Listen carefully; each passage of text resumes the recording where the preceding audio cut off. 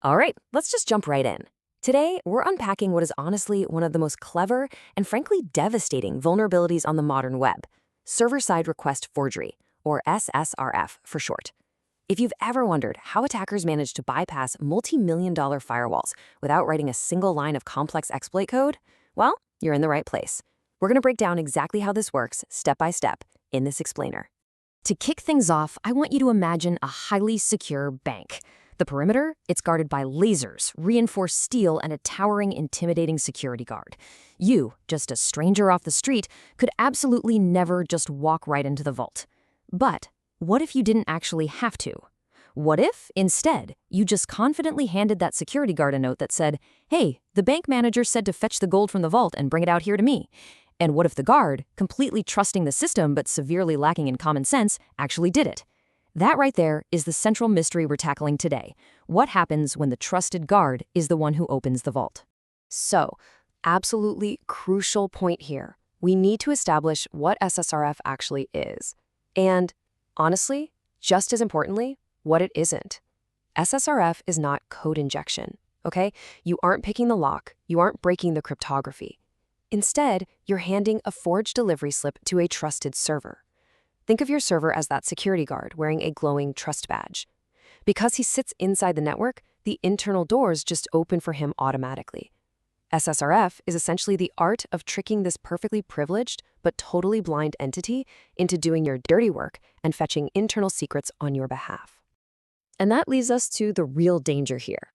Just like hikers venturing way off a public marked trail and into the dense, hidden woods, an SSRF attack allows a hacker to pivot off the safe, public-facing internet and trek directly into a company's private, internal landscape.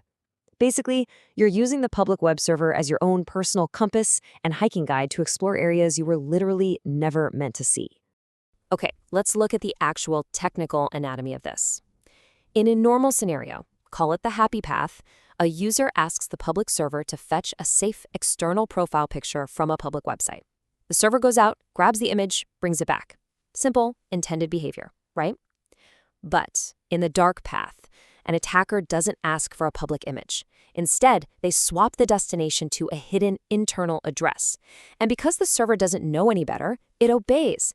It literally turns its back on the internet and reaches deep into the secure internal network. To really wrap our heads around this, think of a URL parameter like URL equals or next equals as simply the address written on the front of an envelope. When you drop a letter in a mailbox, the postal worker doesn't open it to judge if the destination is a good place or a bad place. They just read the address and deliver it. In our case, the web server is that postal worker. It blindly reads the address provided in the URL parameter and routes the traffic exactly where it's told, no questions asked.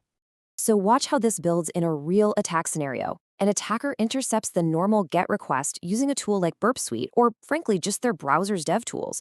They find that URL parameter and just change it from google.com to admin.example.com or maybe localhost, and they hit send. Now the blind server receives this forged envelope. It turns around and follows a newly drawn path straight into an internal database, a database that is heavily firewalled from the outside world for sure, but totally open to requests coming from the trusted server. When we map SSRF against the broader attack landscape, a pretty fascinating pattern emerges. Think about the exploited flaw, input validation versus business logic, and then think about the execution location, client versus server.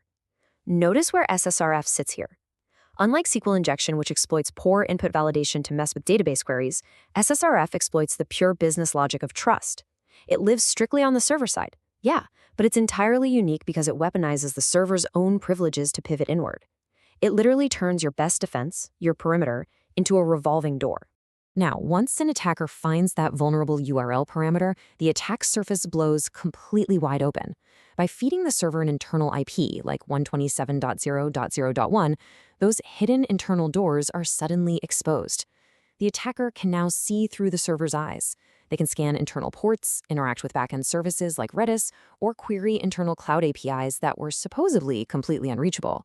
But wait, what if the server doesn't actually return the data to the attacker? Well, this is called a blind SSRF.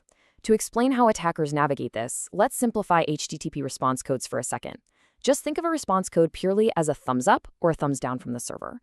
Even if the attacker can't see the actual web page of an internal admin panel, if they force the server to visit it and the server sends back a 200 OK thumbs up, boom, the attacker now knows that hidden panel exists.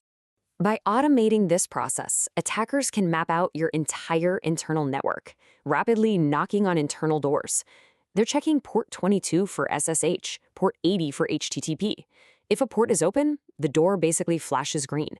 And hey, even if there's no response code at all, attackers can use time delays.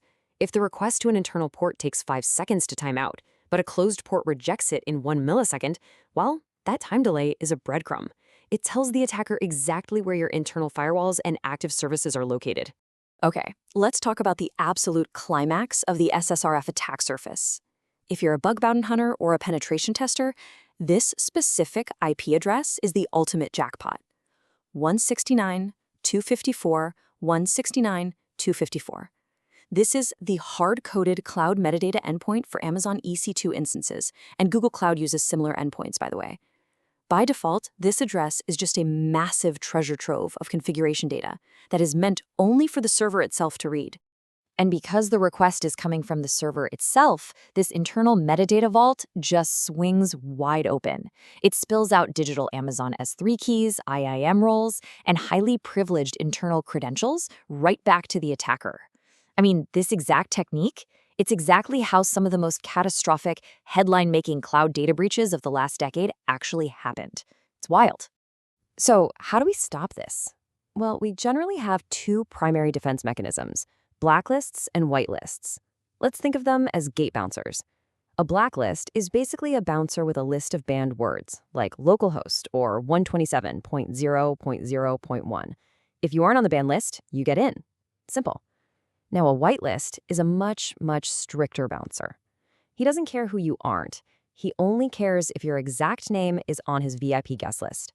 If you aren't explicitly on the list of approved external URLs, you are denied entry. And this right here is exactly why whitelists are fundamentally superior.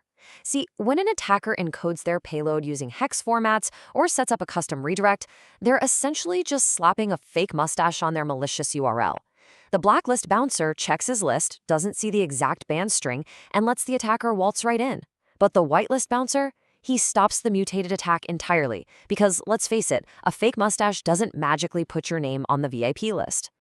To wrap up this explainer, I really want to leave you with a provocative question to take back to your development teams. We build these massive, complex walls to keep attackers out of our networks, right? But SSRF proves that the call is so often coming from inside the house. So if your public-facing server blindly trusts any request it's told to make, and your internal network blindly trusts any request coming from that server, who is really holding the keys to your network? Think about it. Thanks for tuning in, and stay secure out there.